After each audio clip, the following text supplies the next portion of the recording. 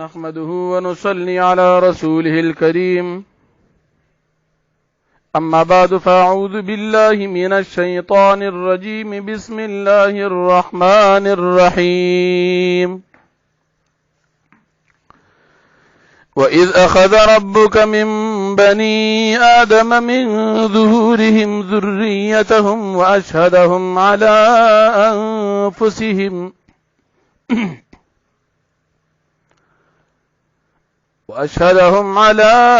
أنفسهم ألست بربكم قالوا بلى شهدنا أن تقولوا يوم القيامة إنا كنا عن هذا غافلين أو تقولوا إنما أشرك آباؤنا من قبل وكنا ذرية من بعدهم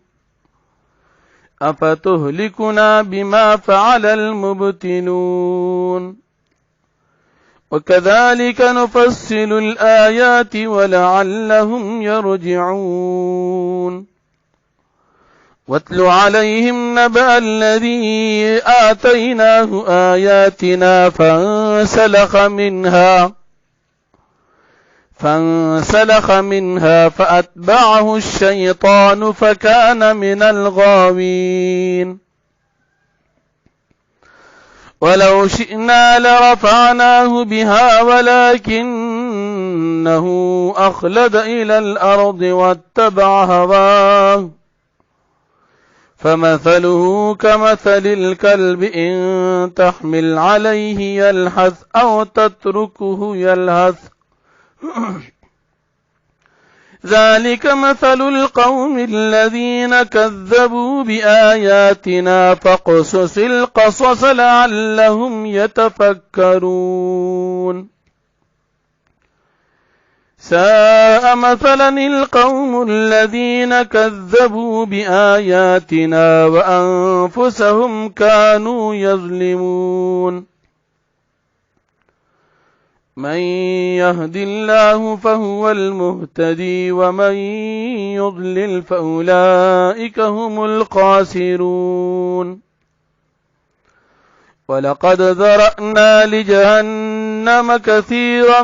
من الجن والإنس لهم قلوب لا يفقهون بها ولهم أعين لا يبصرون بها ولهم آذان لا يسمعون بها أولئك كالأنعام بل هم أضل أولئك هم الغافلون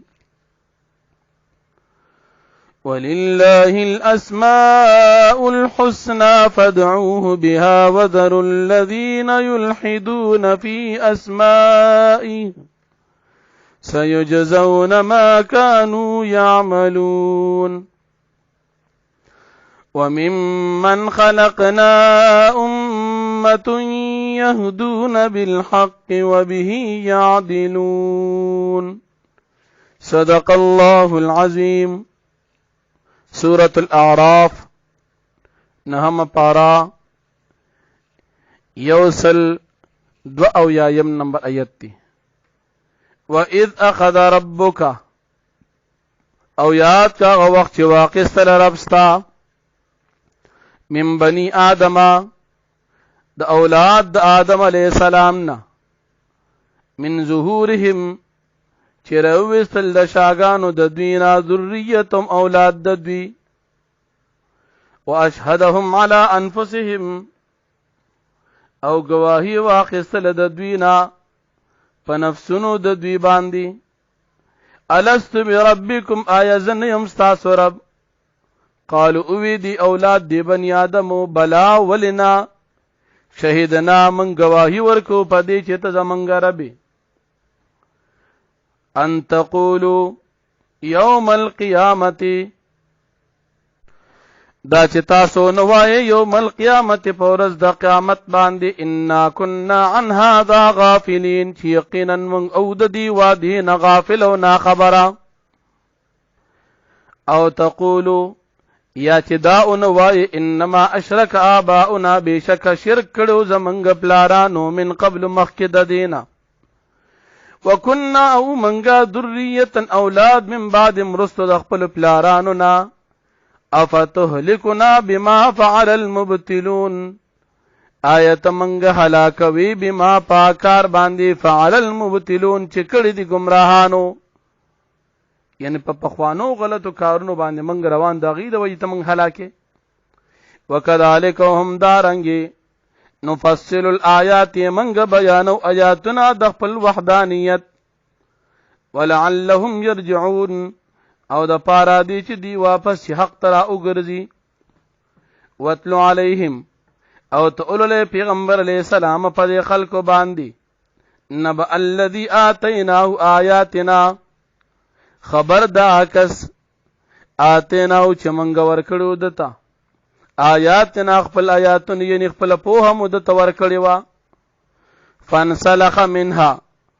پس درا او تلو د دې پوهنا فاتبعه الشیطان پس د تابع شو د پسې شیطان متوجه شو د شیطان فکان من الغاوین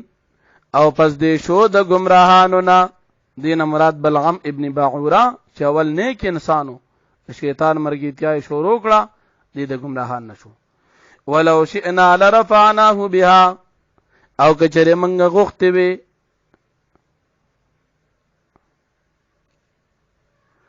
لرفعناه بها من بخام خوچت کړي وي دی بلغم ابن باعورا لرا بها په آیاتونو سره ولكنه اخلد الى الارض ولكنه لكن دې چې اخلد الى الارض دې مایل شو دې زمکتا واتبع هواه د تابعداري وکړه د خپل خواهشاتو فمثلوا پس مثال د دې بلغم ابن باعورا کمثل الكلب پشان د سپیدي ان تحمل عليه کچره تحمل کې گزار کې پد باندې يلحق دې جبر وباسي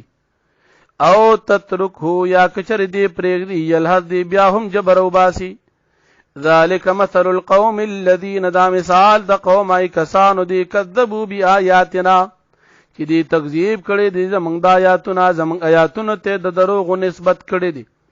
فقصص القصص پس بیان کا واقعات لعلهم يتفکرون د پارا دی چې دی سوچو فکر نه کار واخلی مخکنو قومونو هلاکت واقعات بیان کدوی تا چې دوی تن عبرت واخلي ساء مثلا القوم الذين كذبوا بآياتنا ډیر بد دی مثال د قوم ای کسانو کذبوا بآياتنا چې تکذیب کړو زمنګ د آیاتونو وانفسهم كانوا يظلمون او په خپل ځانونو باندې کانو دوی او یظلمون ظلم کوونکي من یاد الله چاته چې الله پاک هدایت ورکی فهو المهتدی پس دی پس ملار باندې شو ومن یضل او هر اسوک چې الله پاک بیلار او گمراه کی فاولائک پس دا کسان چې هم الخاسرون هم دی تاوانیان دي ولقد ذرأنا لجهنم او په تحقیق سره موږ پیدا کړی دي د جهنم د پاره کثیرن ډیر زیات من الجن پیریان ولنس او انسانان لهم د دوی د پاره قلوب داسې زرونه دي لا يفقهون بها چې دی پاغه باندې پوهه نه حاصلې ولهم اعین د دوی د پاره سترګې دي داسې سترګې لا يبصرون بها چې دی پاغه باندې حق لیدل نه کوي ولهم د دوی د پاره اذان داسې غوګونه دي لا يسمعون بها چې دی پاغه باندې حق اوریدل نه کوي اولئک دا کسان چې دا کافرانو او دا گمراهان کلنعام پشان د سارو دی بل مدل بلکې دوی د سارو نم زیات گمراه دي اولئک دا کسان چې هم الغافلون هم دی نا خبر او غافل دي ولله الاسماء الحسنى او د الله جل شانه د پاره نمونه خسته دي فدعوه بها پس تاسو را او بل الله پاک لره په خسته نمونه سره وذروا الذين يلحدون في اسمائه او پریک دې تاسو هغه خلق یلحدون چې غي غلطی رو باسي